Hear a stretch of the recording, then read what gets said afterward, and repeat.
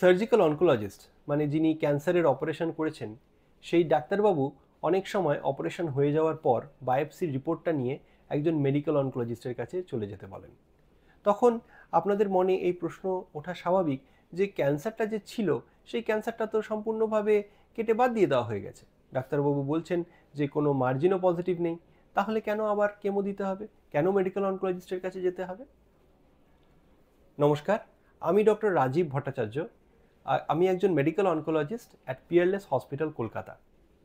এই ক্যান্সার সার্জারির পরে যখন বায়োপসির রিপোর্টটা আসে তখন আমরা দেখি যে সেই বায়োপসির রিপোর্টে প্যাথোলজিক্যাল স্টেজিংটা কী।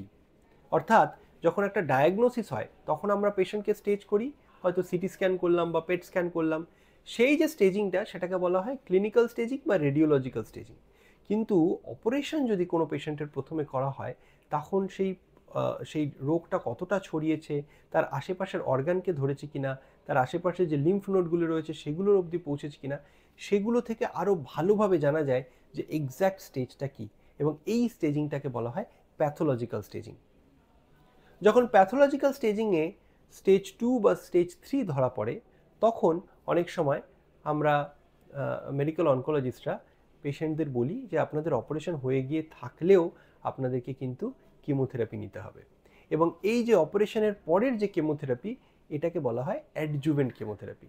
অ্যাডজুভেন্ট মানে ইন অ্যাডিশন, অর্থাৎ সার্জারি করার সাথে সাথে আপনাকে কেমোথেরাপিও নিতে হবে। এবার প্রশ্ন হচ্ছে কেন? এক্ষেত্রে আপনারা মনে রাখবেন যে ক্যান্সারের যে সেলসগুলি আছে সেগুলি কিন্তু শুধুমাত্র এক জায়গাতে আটকে থাকে না। যদি একটা কোনো ক্যান্সার থাকে যেটার নিজের সাইজটা বড় অথবা সেটা আশেপাশের লিম্ফ নোডকে ধরে নিয়েছে, তখন এটাকে ধরে নিতে হবে, খারাপটা ধরে নেওয়াই ভালো, যে খারাপটাই ধরে নিতে হবে যে ওই ক্যান্সার থেকে, ক্যান্সারের বা টিউমারটা থেকে কিছু কিছু ক্যান্সার সেলস রক্তের মধ্যে গিয়ে মিশেছে। এবং রক্তের মধ্যে যদি গিয়ে মিশে থাকে এবং যদি রক্তের মধ্যে সেগুলি সার্কুলেট করতে থাকে তাহলে তাদেরই মধ্যে কেউ যেখানে সুযোগ সুবিধে পাবে সেরকম জায়গায় গিয়ে কলোনি স্থাপন করবে এবং কলোনি স্থাপন করার পর সেখানে মেটাস্টেসিস করবে। তার ফলে আপনার রোগটা যেটা কিউরেবল ছিল, অর্থাৎ আপনার রোগটা সারিয়ে দেওয়ার জন্য অপারেশন করা হয়েছিল, সেটা ইনকিউরেবল হয়ে যাবে।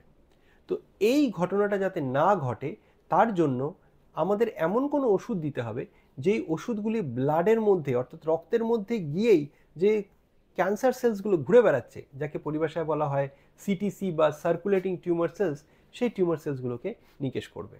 এবং এই কারণেই কিন্তু অ্যাডজুভেন্ট কেমোথেরাপিটা দেওয়া হয়। এটা কিছুদিন আগে পর্যন্ত জানা সম্ভব ছিল না যে এই ক্যান্সার সেলসগুলি রক্তের মধ্যে ঘুরে বেড়াচ্ছে কি বেড়াচ্ছে না।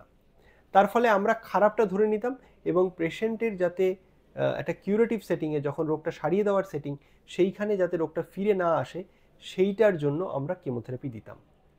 এখন কিন্তু আমরা ওই রক্ত থেকেও পরীক্ষা করে বলে দিতে পারি যে ক্যান্সারের সেল তার মধ্যে রয়েছে কি নেই, এবং সেখান থেকে আমরা বলতে পারি যে পেশেন্টের অ্যাডজুভেন্ট থেরাপির প্রয়োজন আছে কি নেই। সেই যে বৈজ্ঞানিক যে পদ্ধতি সেটিও কিন্তু আমাদের কাছে রয়েছে। মূলত কোলন ক্যান্সার, স্টেজ 2 কোলন ক্যান্সারে এই মুহূর্তে আমরা এই সার্কুলেটিং টিউমার সেলের কনসেপ্টটাকে ইউজ করছি, কিন্তু লাং ক্যান্সার, ব্রেস্ট ক্যান্সার, বিভিন্ন অন্যরকম ক্যান্সারের মধ্যেও বৈজ্ঞানিক পরীক্ষা নিরীক্ষা চলছে যে এই কী ক্যান্সার সেলস ব্লাডের মধ্যে রয়েছে সেটা দেখে আমরা অ্যাডজুভেন্ট কেমোথেরাপি দিতে পারবো কি পারবো না। কিন্তু যতদিন পর্যন্ত না সেই বৈজ্ঞানিক এভিডেন্সগুলি আমাদের কাছে আসছে ততদিন পর্যন্ত স্টেজ 2, স্টেজ 3 ক্যান্সার পেশেন্টসদের যদি মেডিকেল অনকোলজিস্ট মনে করেন তাহলে তাদেরকে কিন্তু অ্যাডজুভেন্ট কেমোথেরাপি নিতে হবে যাতে তার কিউরেটিভ সার্জারির পরে রোগটা ফিরে আর না আসে। আজকে এই পর্যন্তই, ধন্যবাদ।